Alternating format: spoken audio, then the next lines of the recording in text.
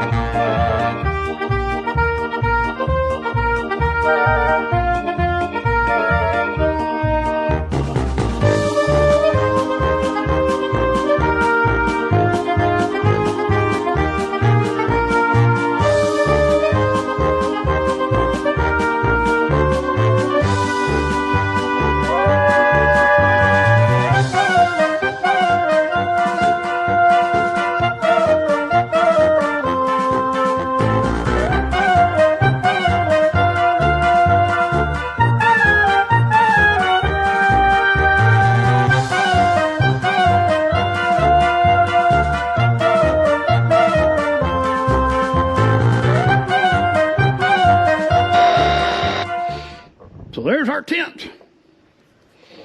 Now we need a few more accessories installed. So the pressure is 8 psi if you're setting it on the ground. When we put it on top of the roof, we're going to want the floor to be at 12 psi. So let me put the rest of the stuff on here and I'll cut back in. A very notable improvement over the first generation. I really like this tent. I like this tent a lot.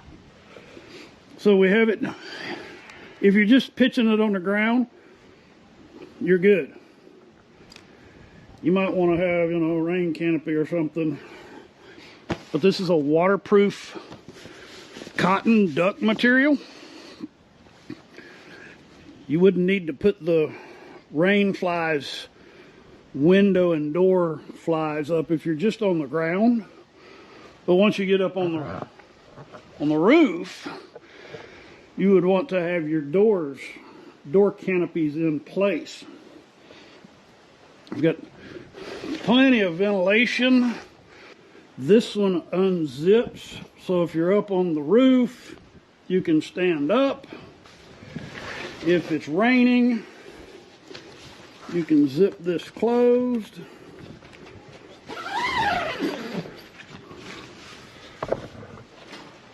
And you've got stiff legs here to kind of hold that open so you get a little air ventilation, a little upper ventilation.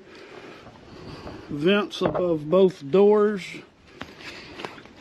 One thing that I noticed that is different, another thing that I noticed that's different is the chambers are connected. So as you're inflating this one, you're inflating this one, and then you can just close that off. I really like this tent.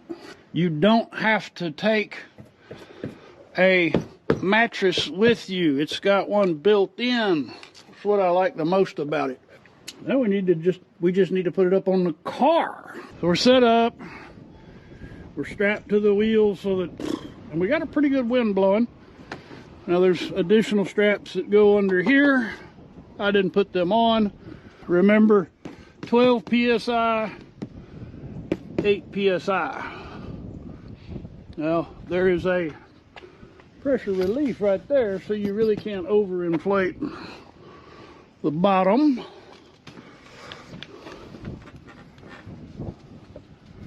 And there we go. the rain canopies are set up. Much better than version 1.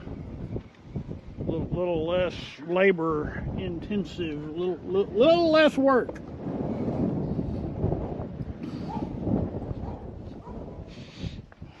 Let's go inside.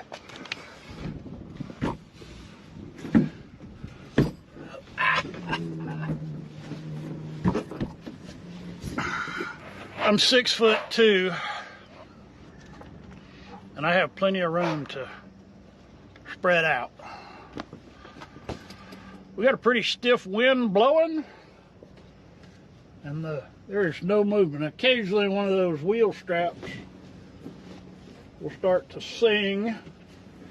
I chose not to put the canopy on this side so that you could get a feel for what that looks like without it. You certainly have a better view, better perspective. This would be awesome for camping on the beach. Be up off the sand, you wouldn't have to worry about so much the sand blowing in on you. If you're worried about bears, it's a good one. Worried about snakes and creepy crawlies? Yeah, this is a great place to be. Now this is not a permanently mounted on the roof tent, just so you know. This is, you set it up and you take it down. And that has some advantages and it has some disadvantages. One of the advantages is you can use this tent on the ground, even on the water. They show a video on the Amazon listing of some guys paddling this. I don't know if you want to do that with it, but it might be cool to put it out on a cove in the lake or something and spend the night out there floating on the waves.